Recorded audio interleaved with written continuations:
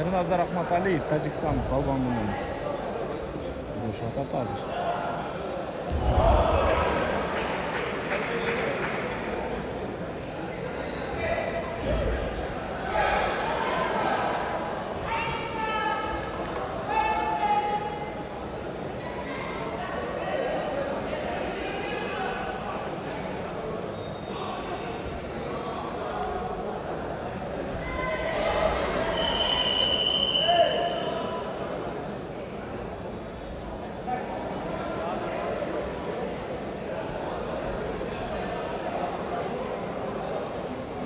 Hop.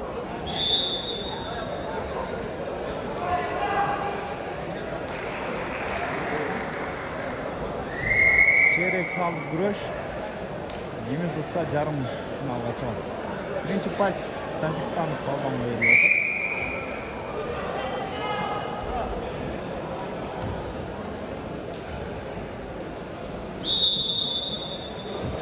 Hop! Молодец. İşte oho! Geremet.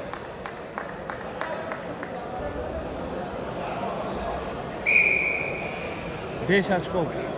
Pasok. Hop.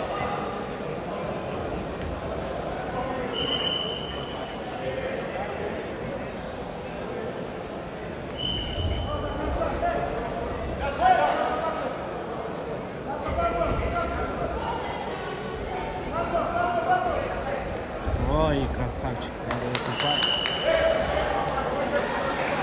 Досрочно bitirip hoş керек abi. Hareket kıladi.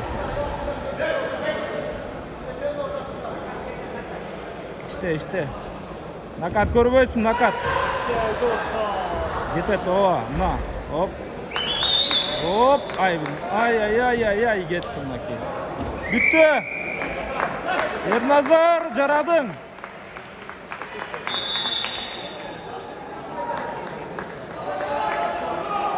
Молодец.